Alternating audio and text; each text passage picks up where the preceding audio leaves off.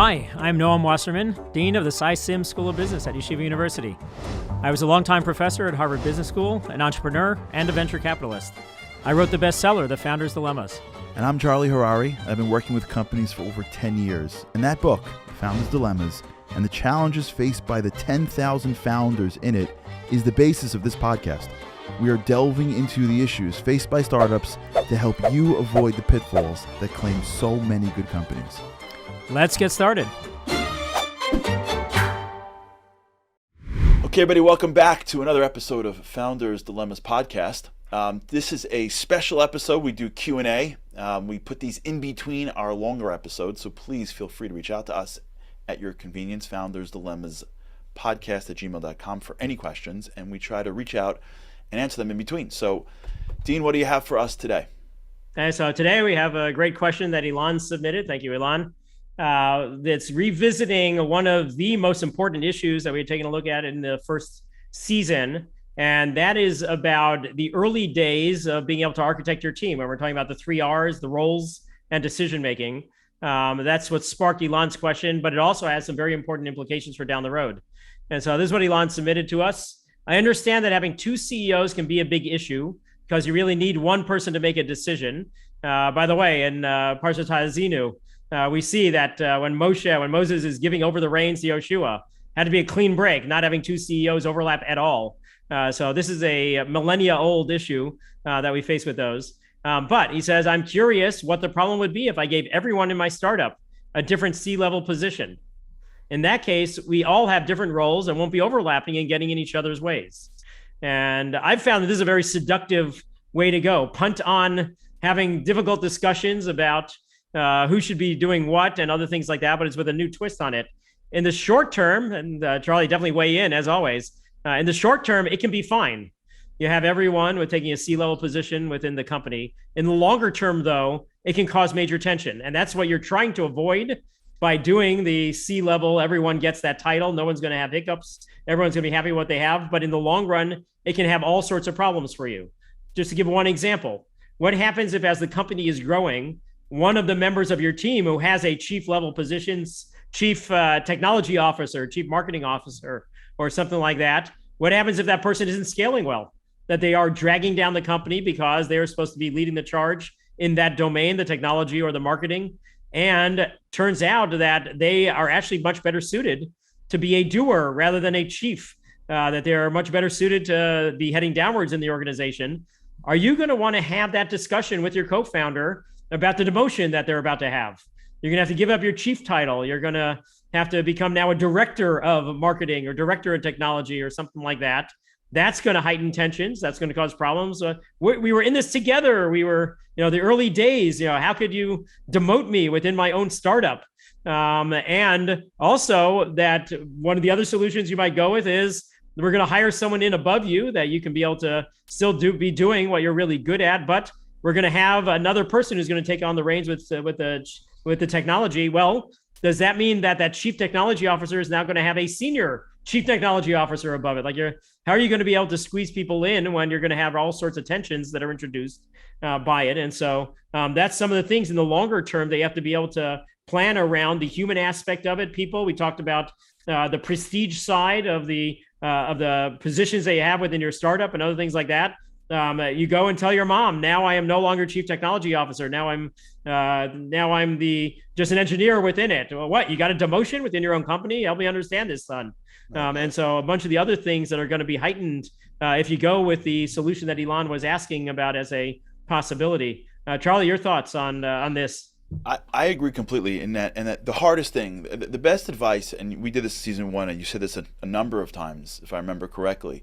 And honestly, it's the advice that I think everyone needs to hear and hear and hear again. And if this is it, you're going to have a difficult conversation at some point.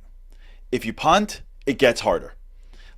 Think of difficult conversations as a level of pain today, and every day that you punt it, the pain it's an exponential growth that takes place. The way investing works.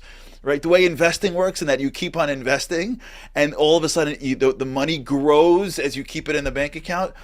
The pain grows as you keep it in the bank account. Compounding pain. The It's compounding compounding interest, the pain. compounding Exactly. pain. Having a tough conversation with your buddy saying, I can't give you X, maybe one day, is hard.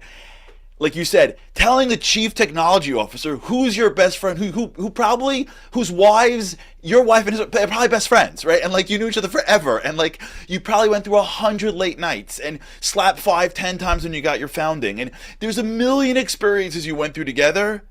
Having that conversation, I'm sorry, I'm demoting you. It's infinitely harder. And what we do is we always delay the uncomfortable. I am guilty of this a million times. I am not speaking from academic thought. I'm speaking from actual experience, of which I am such a softie. I am a terrible breakup. I hate telling people things they don't want to hear. It's just, I hate it. I avoid difficult conversations like the plague, and time again, God reminds me, toughen up. Because if you don't, it's going to get more complicated when things later on make it more complicated. And so Yeah. to me, I've learned in my little world, but I've learned this, and I'm sure you have as well, that as you see tension, it is so much better to take the time and clarify and figure it out when it's young. And many times when people don't have money, they give out equity and they give out decision, and they're thinking, like you said, very short term. Money comes and goes. Equity doesn't come and go. Equity is a much more valuable commodity later on. And power is a much more complicated thing to split. At the end of the day, money can be split by dollars and cents on an Excel spreadsheet.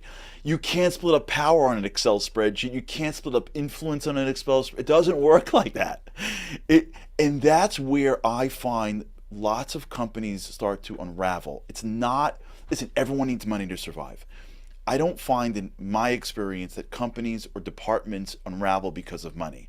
They shut down because of money, but they don't unravel because of money. They unravel because of this stuff. Unclear decision making. And then there's back channeling.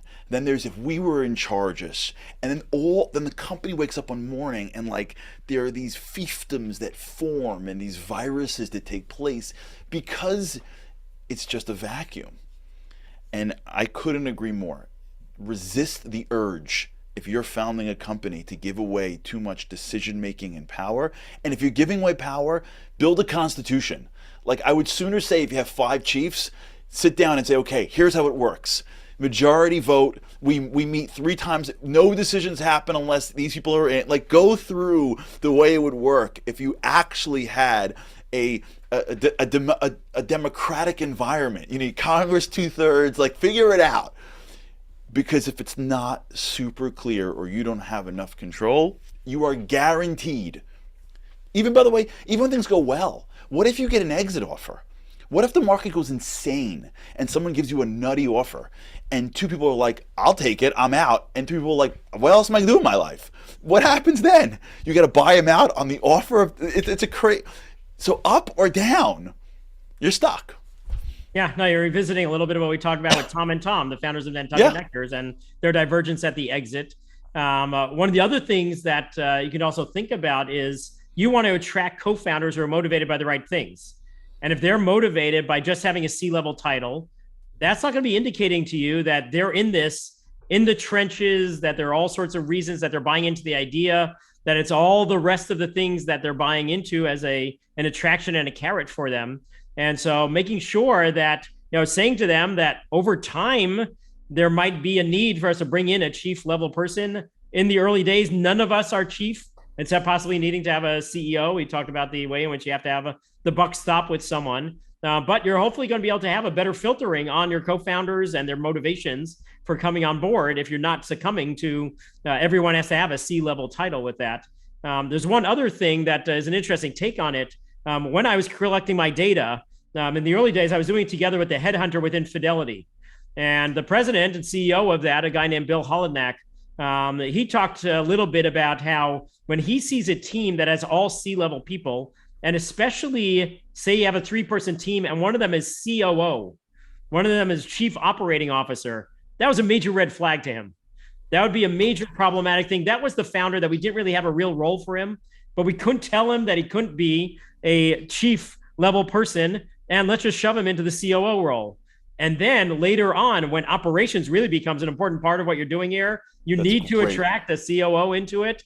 It's going to be top heavy. There's going to be decision gridlock. There's going to be all sorts of problems you cause for yourself by just succumbing to, okay, fine, you're the COO within our company. Yeah. We should do a show on the COO.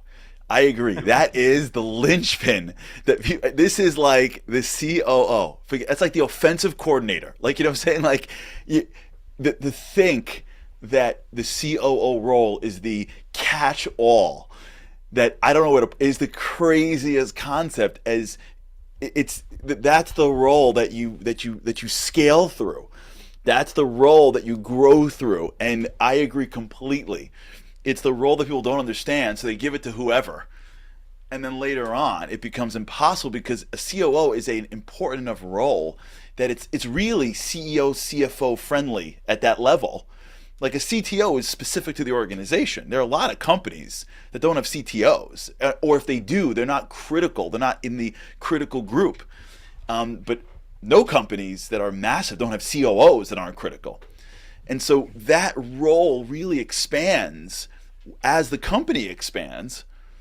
And so you're right. I love that. I mean, that's a great example of, we should do a whole thing on the value of the COO.